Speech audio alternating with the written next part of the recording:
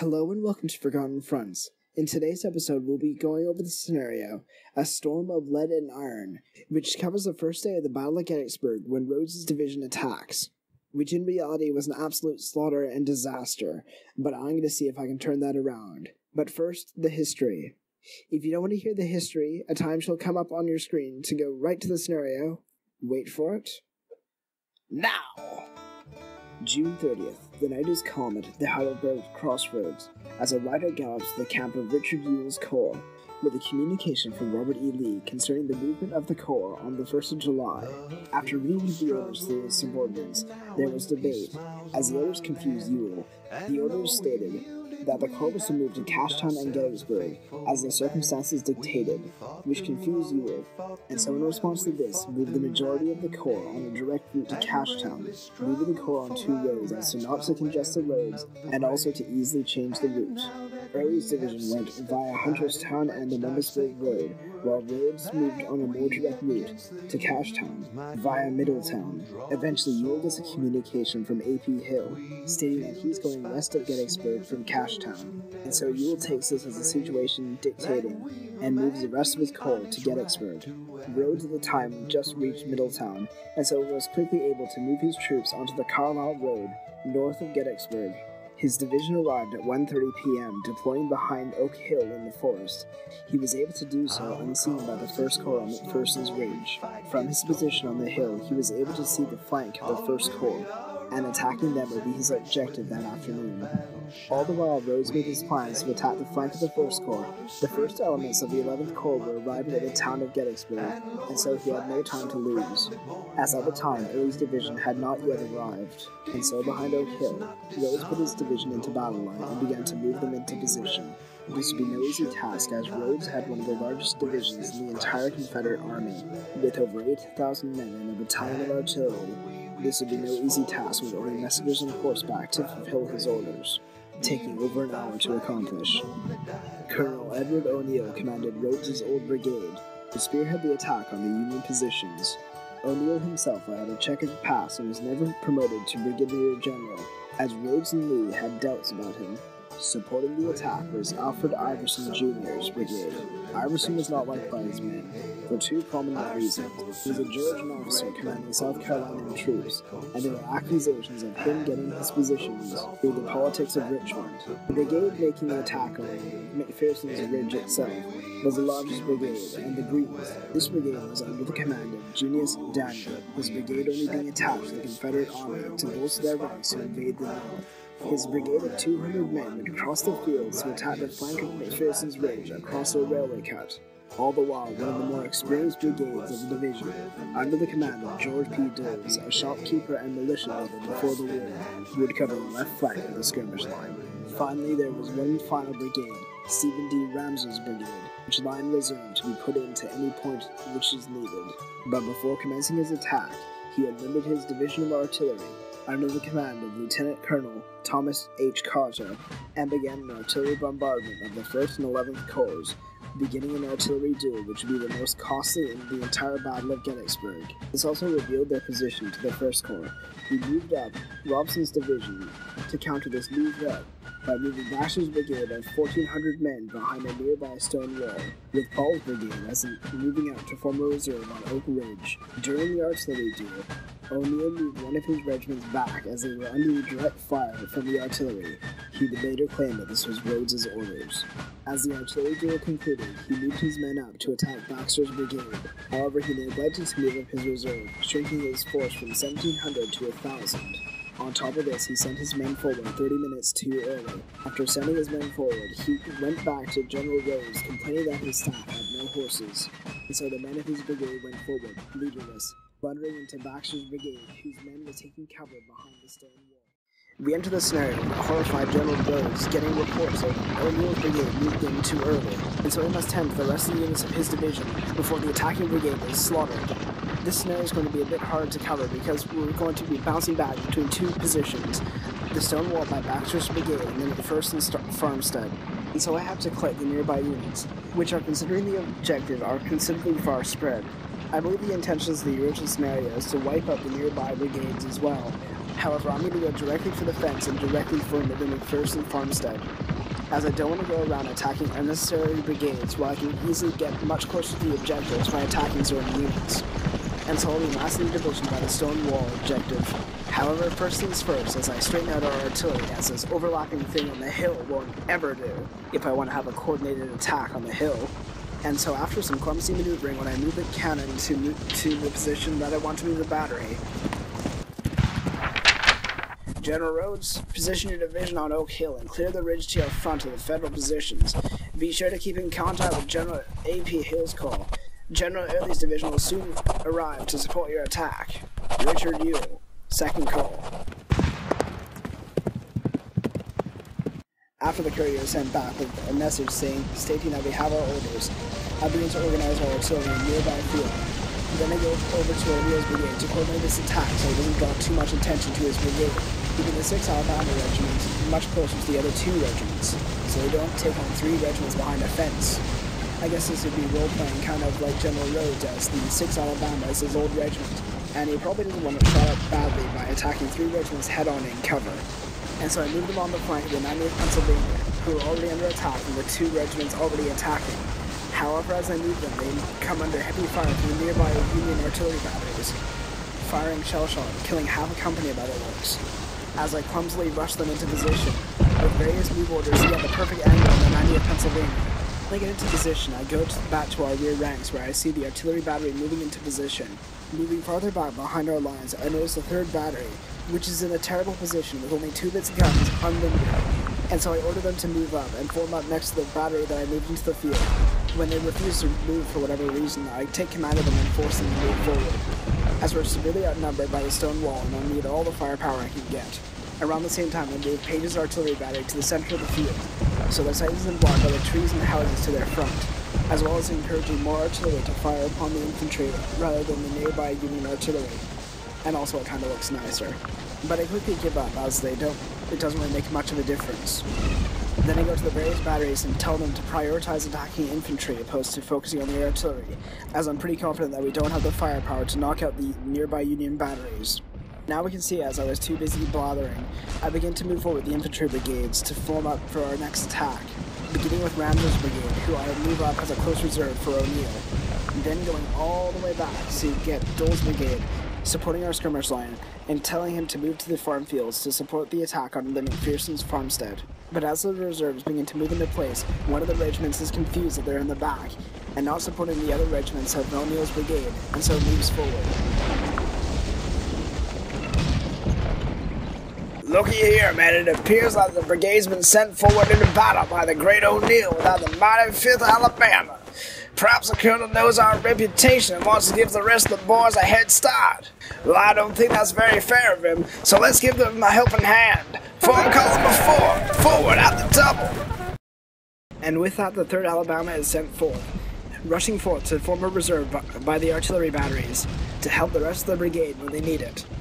And with that, I keep moving forward, going to the firefight by the stone wall, which we're having a local advantage since we outnumber them, with O'Neill's 3 large regiments versus their 2 smaller ones. Satisfied that the situation by O'Neill's brigade is stable, I begin to move brigades to attack the Mcphersons farmstead, namely that of Dole's and Iverson's brigade, moving back into the forest by Oak Hill, selecting his regiment and moving them into column formation, and moving them to flank the forces that are defending Mcphersons farmstead. But in and around this time, I received disturbing reports that he is taken to the bottle while waiting for his brigade to get orders to move up.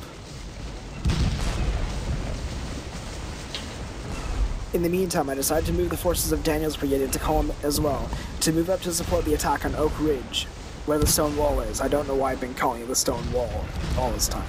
Looking for an opportunity to take advantage of the Union forces in the region, while not putting his relatively green troops in danger. And so I moved them into the position where Iverson's brigade previously stood, not wanting to take them out of the forest, revealing them to Union artillery to blast away at them, and thus scare away the green members of Daniel's brigade. And then return again, following the members of the 3rd Alabama up the road until we reach the firefight on Oak Ridge, in which we can see things are not going well for the center regiment of O'Neill's brigade, as it's beginning to fall back.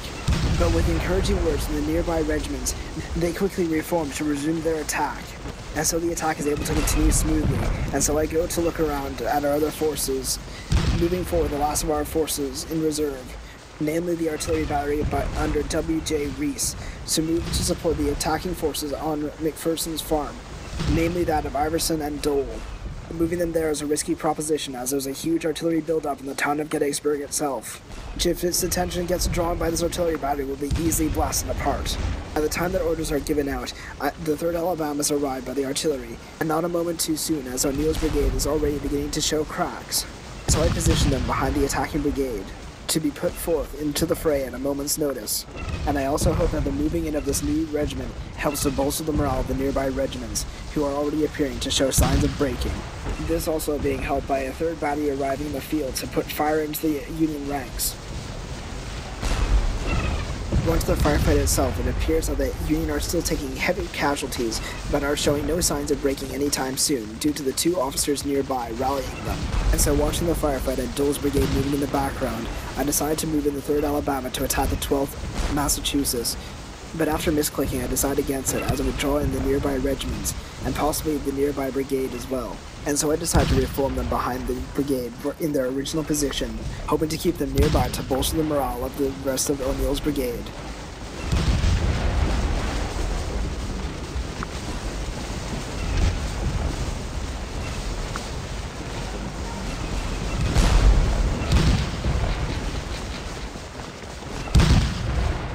And so, moving away from the firefight, I decided to look at Dole's brigade moving perilously close to the nearby batteries, before opening up the map and looking at the progress of Iverson's brigade toward Mcphersons' Ridge.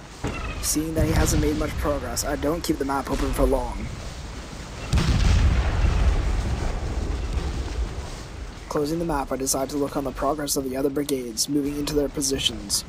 We can see Dole's brigade advancing through the artillery batteries. As we move back, we can see the elements of Ramser's brigade moving forward from the rear into a close reserve position to support O'Neill's attack. In the meantime, Rhodes moves up to observe the attack of his division in more detail, putting him in more danger, sure, but allowing him to do much more precise orders.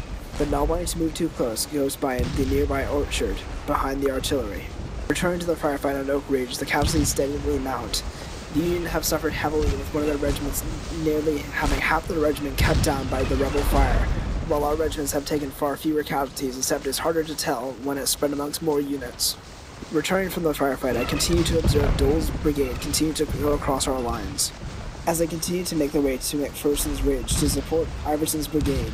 Watching them pass so perilously close to our cannons, I have flashbacks of Napoleon Total War, where the cannons would continue firing despite the infantry being in front of them, causing major friendly fire.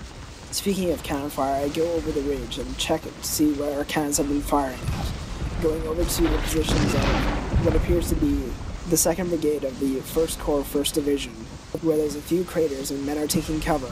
However, it appears that there's no casualties due from the cannon fire. Regardless, I'm still glad to see that they're being pinned down by the cannon fire. But as I observe, another cannonball comes flying in towards the standard bearers, causing a few casualties.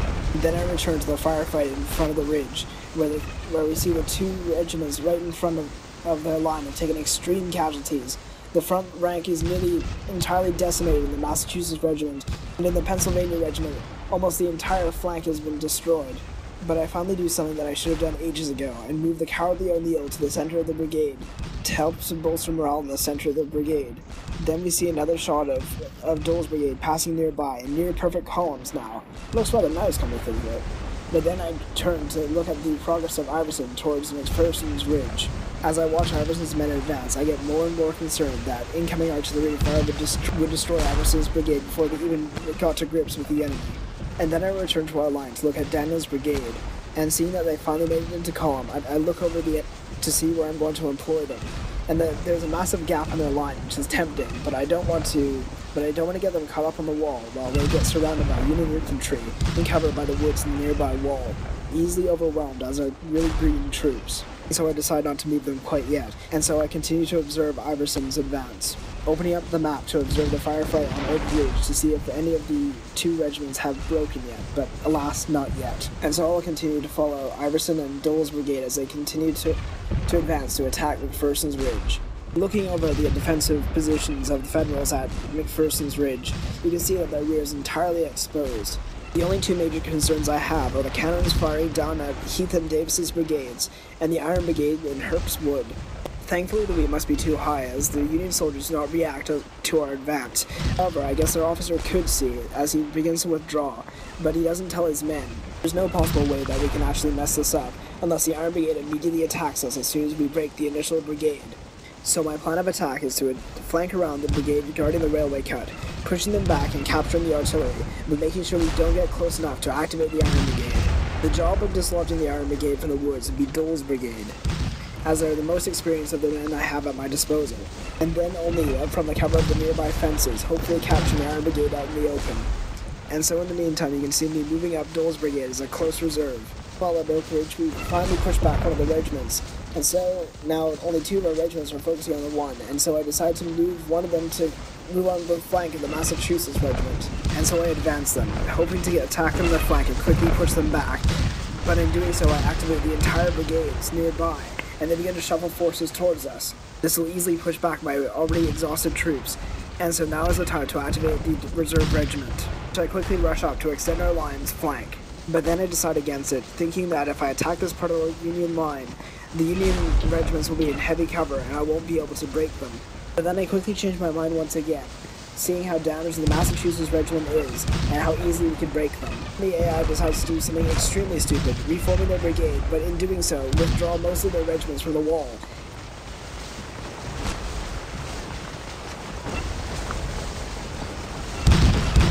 And so I go charging directly for the stone wall, hoping to take up positions on it before they can actually re-garrison it. It's allowing me to capture the Union infantry out in the open. Still keep our reserves only up to guard our flank.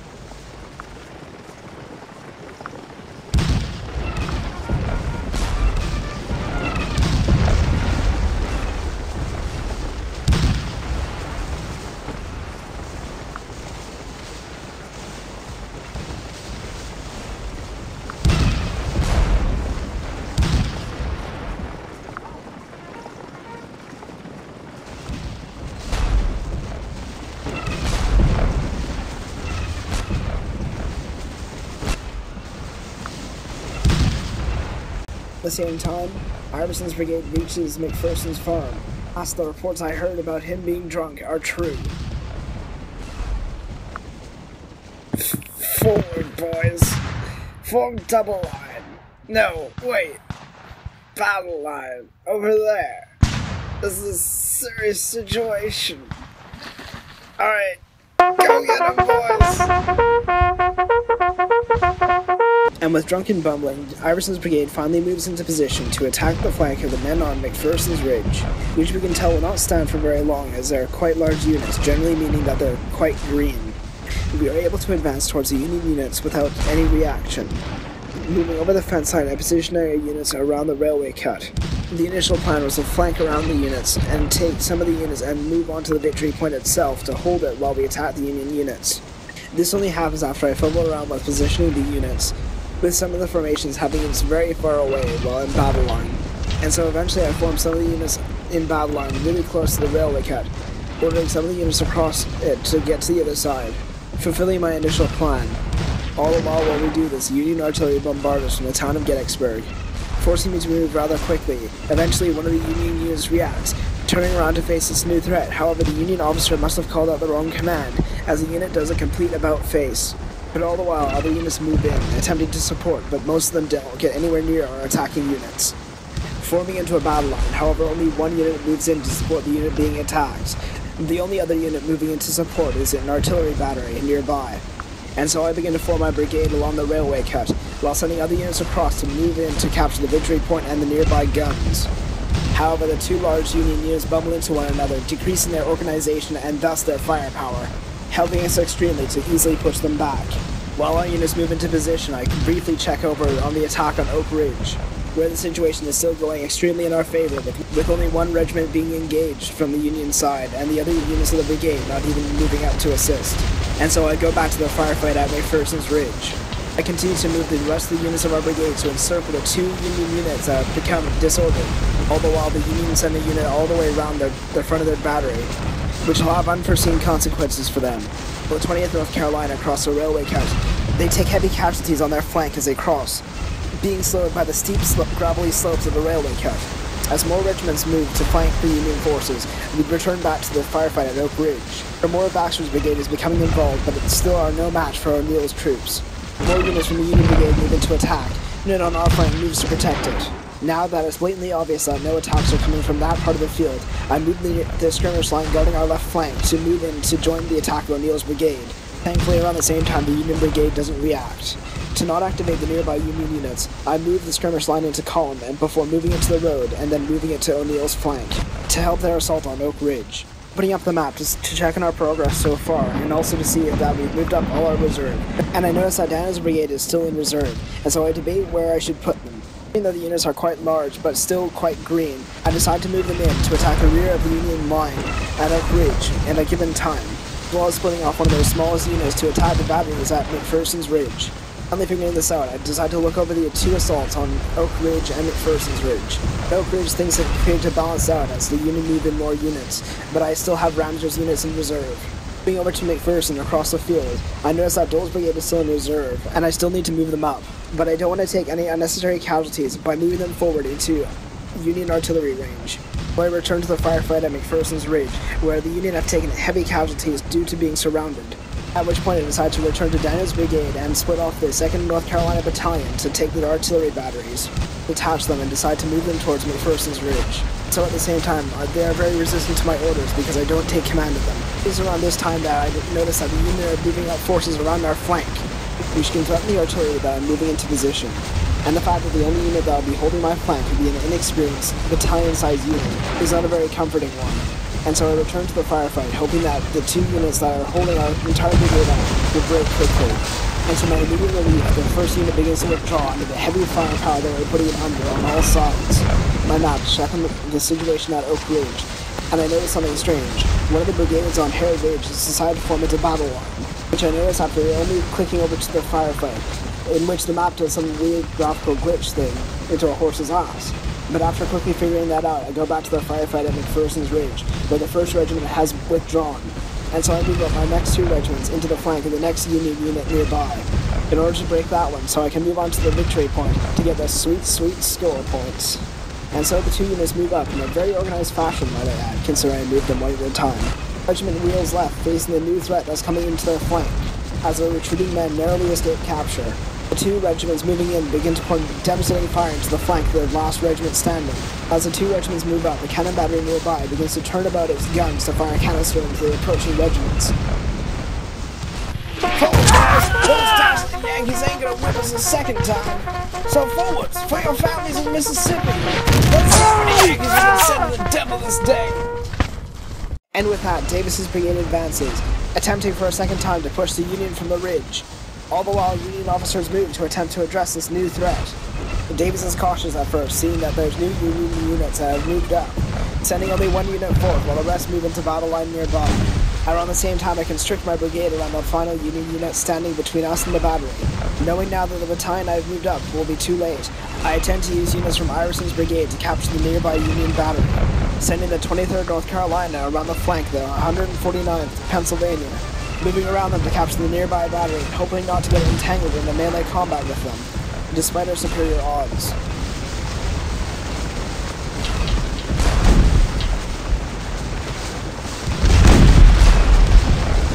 A nearby Union officer sees our advance and warns his nearby comrades, but it is too late. Take heed, gentlemen! The rebels are on the railway cut! Move the guns or they'll certainly be captured! Despite the Union officer's warning, our men are already at the crest of the railway cut. After some reorganization to make sure that we don't run into the Union regiment nearby. As our men continue to organize, shells fall into the railway cut, killing one of the gunners and scaring away the Union officer's horse. The gunners, seeing the imminent dangers that they're in, begin to limber their gun fruitlessly, but it is too late as our men are beginning to spill over the slope. Our men move into the charge, charging down the gravelly slope of the railway cut, taking heavy shell and canister fire as they move down the slope. Our men easily overwhelm the trapped gunners in the railway cut, unable to flee due to the steep, gravelly slopes. And we are successfully able to capture the first gun, and so we move on. Our men are unable to stop as a nearby cannon has positioned itself directly on the edge of the railway cut, and so our men begin to quickly charge up the steep, gravelly slope, being slowed as men lose their footing. The battery officer looks on in horror as his guns are overtaken nearby the slope. Our men too are easily able to take this gun as they crest the railway cut. forcing the two officers to flee as we move on to the next gun. The nearby Federal infantry, seeing the chaos unfolding behind them as the guns are easily captured by our advancing infantry, begin to fall back as well. Around the same time, we have the advantage, so I move in to capture the third artillery piece. As the guns begin to reposition, hoping to blast away this advancing rebel infantry, the battery commander withdraws to his guns over the fences, hoping to save at least them from being captured. As our men continue to advance, taking heavy canister fire as they go. They finally advance, capturing the final gun before the fence line. Around the same time, some of the newly captured guns are forced back by nearby close canister fire from the Union guns. As my men approach the road, flanked by fences, they begin to be slowed as men attempt to scale the nearby fences, which proves an opportune time for the Union artillery to open fire with canister, blowing away whole sections of our unit. But as our men draw closer, they are forced to limber and withdraw. Finally, enough of our forces are able to get over the fences, and they rush forth, capturing the final gun just as it's limbering.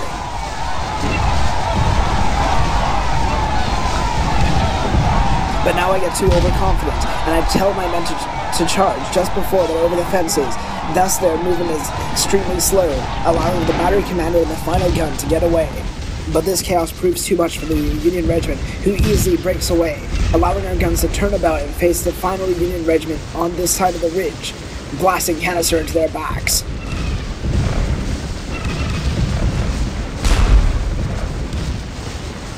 The cannons begin to turn about, preparing to open fire on the final Union units on that part of the ridge. In the meantime, the other Union unit manages to escape. Seeing the success of the attack on Mcphersons Ridge, I go over to the attack on Oak Ridge, where things are going extremely poorly. O'Neill's brigade is beginning to break, with the 6th Alabama retreating.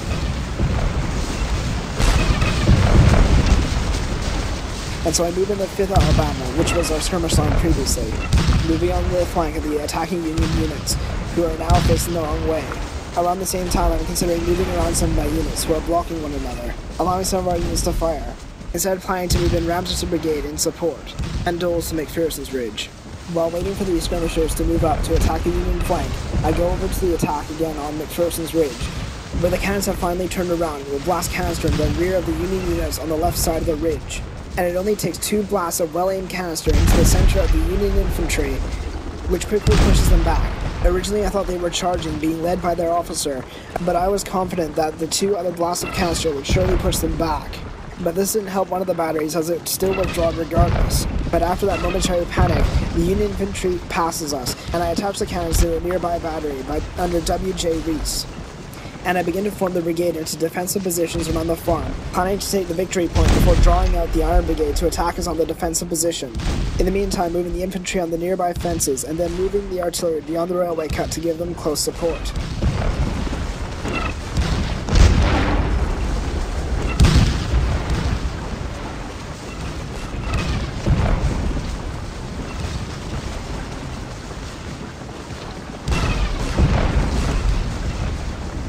I first organized the artillery battery beyond the fence and then move it up. In the meantime, I hoped while the Union infantry passed by our regiments, it would surrender as they moved towards the fences on their defensive position.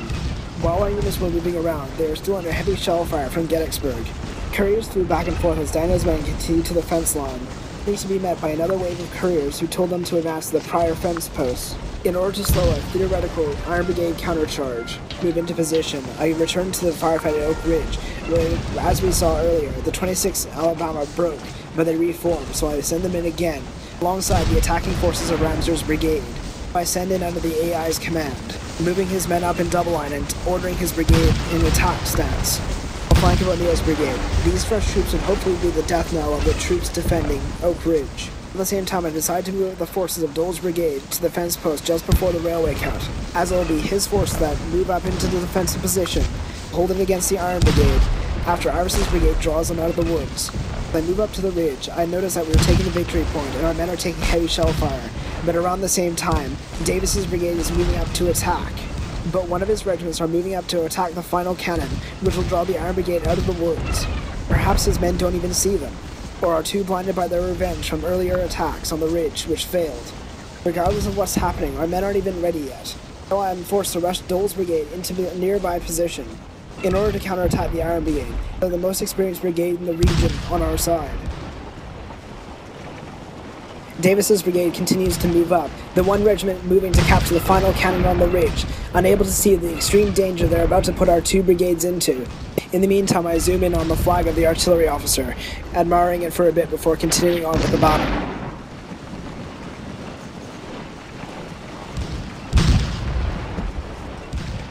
Watching the last of Iverson's units go into position on the fences, before moving over to the attack on Oak Ridge, where we can see Ramser's brigade moving into position, then going over to look at O'Neill's forces, who are continuing on the fight, without withdrawing just like last time.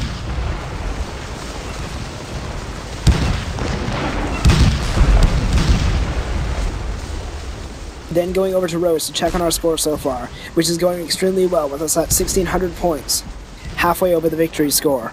With the Federals moving more units to attack us attacking Oak Ridge, this exposes their center, which I decide to move Daniel's brigade closer to exploit when I can, taking his brigade and moving it up to a close reserve position to engage the Federal rear.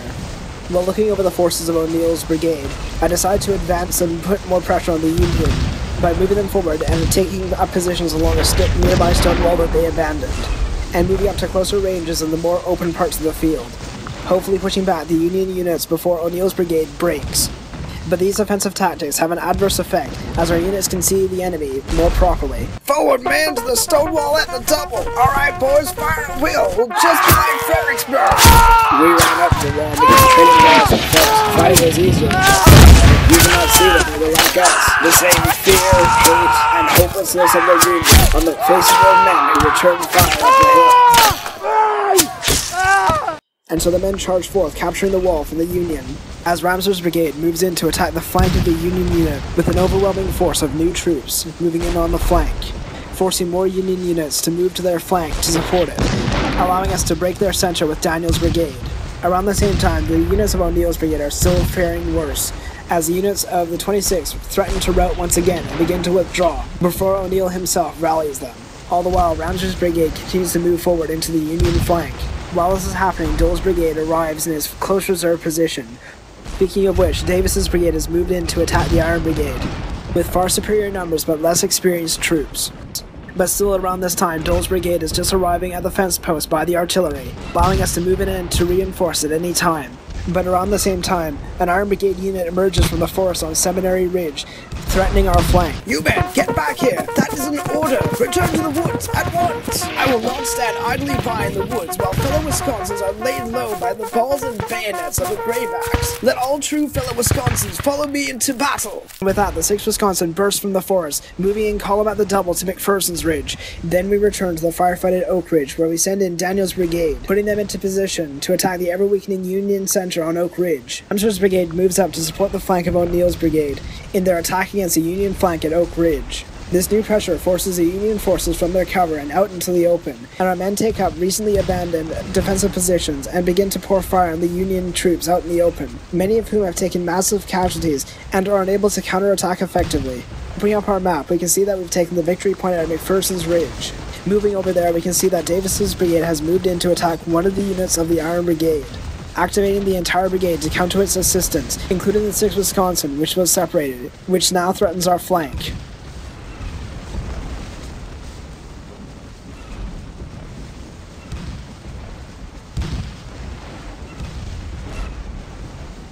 Many of my nearby battery have moved to take shots at them as they advance towards our flank. Speaking of which, I decide to move the rest of the cannons on the other side of the railway cut, back with the rest of the battery.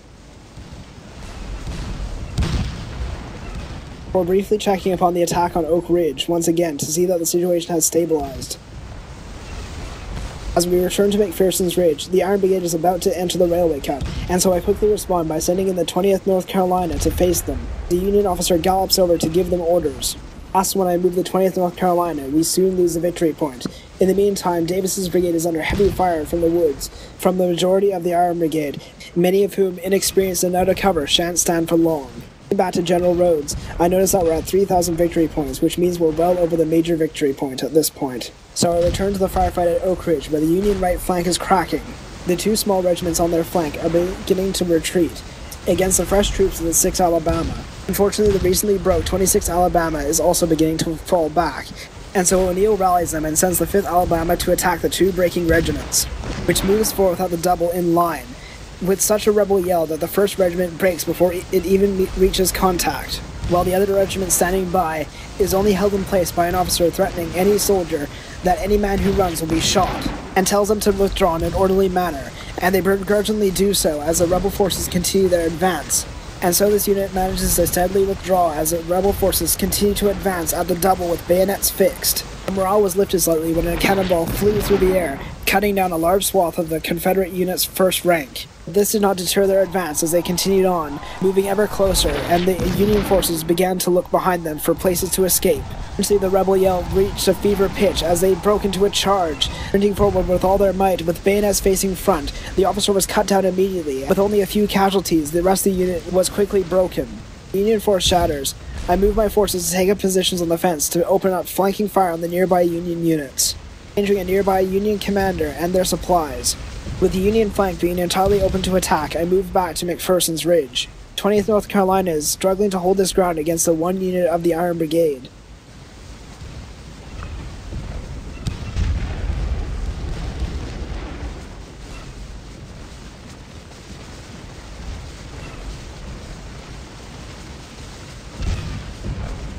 Move to drastic measures and decide to move in the entirety of Dole's brigade to push it back.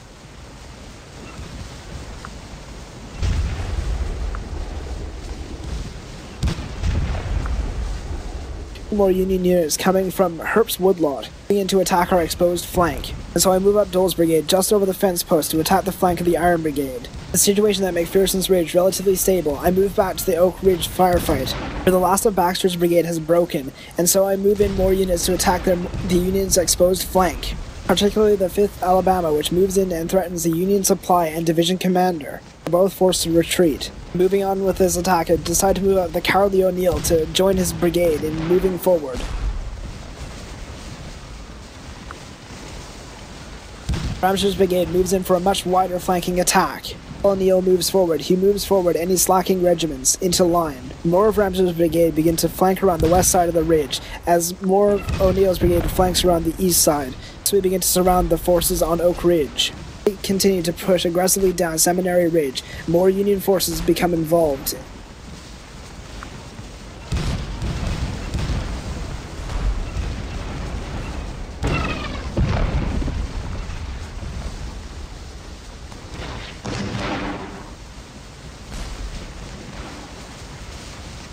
Where Dole's brigade is attacking the Iron Brigade.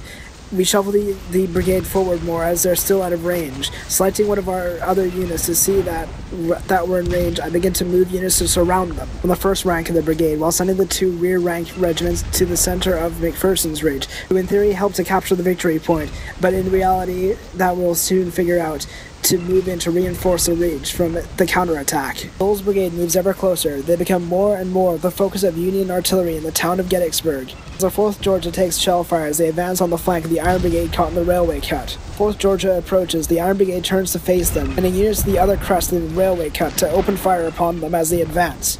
Meantime, we send 2 units to Mcphersons Farm. More Union forces move into a counterattack in the field behind Herbst's Woodlot. It's extremely concerning considering my flank is open. Send the 44th and 12th Georgia to the farmstead itself, while the inexperienced troops of Davis's brigade are easily shot up out of cover, and his brigade begins to withdraw as the Iron Brigade begins to move in earnest from Herbst's Woodlot, as well as the flanking forces from around just behind the wood begin to attack them. So I begin to spread the units of Iverson's brigade along the fence line to hope to hold. They're reinforced by the troops of Dole's brigade, especially if they come under attack from the Iron Brigade, which is just to their front. At the same time, the 80th New York begins to attack the flank of the North Carolinians, putting them in a really tricky position. Being caught out of position and put under so much fire, the 6th Wisconsin begins to withdraw. 5th North Carolina moves up to support the flank that's now under attack by new and fresh Union forces. This time, the forces of Davis's brigade finally begin to break, as their troops are caught out of cover and inexperienced, despite their large unit of fire that they can put down on the Union infantry. So I have to move the 12th North Carolina farther northwest down the fence line in order to hold our position effectively. Now, as Davis's brigade begins to break and more Union forces begin to move in on our flank, the brigade lies in wait in the woods, and the flank is open on Oak Ridge. We must draw this video to a close. But in the meantime, adventures in time! If our predictions are correct, then if the United States continues to expand at this rate, they will be powerful enough to threaten the Empire. have the men of Sandhurst draw up plans and war games for an invasion through Canada. So, the political situation over there is quite volatile at the moment. If we stop the bellows until it erupts, we can support the breakaway faction and weaken them exponentially. Brilliant idea! We should send spies to set up a network out of Canada, and prepare to send an order to Enfield for rifled muskets. Around 500 might be a good start. Guns are all well and good, but they might need training. If we send some officers or even a regiment to help them. Are you insane? That would bring the ire of the entirety of Europe upon us. Well, they'd be disguised, of course. And we would send them with some kind of identification, along with a message sent by the spies in advance to the breakaway faction's leader, telling them that we're willing to help them, but in secret. I believe a battalion would be sufficient. Tell only the battalion leaders. No one else must know about this, not even the army leaders. We must have to seem to react like the other powers of Europe, and the operation name will be Operation Ren.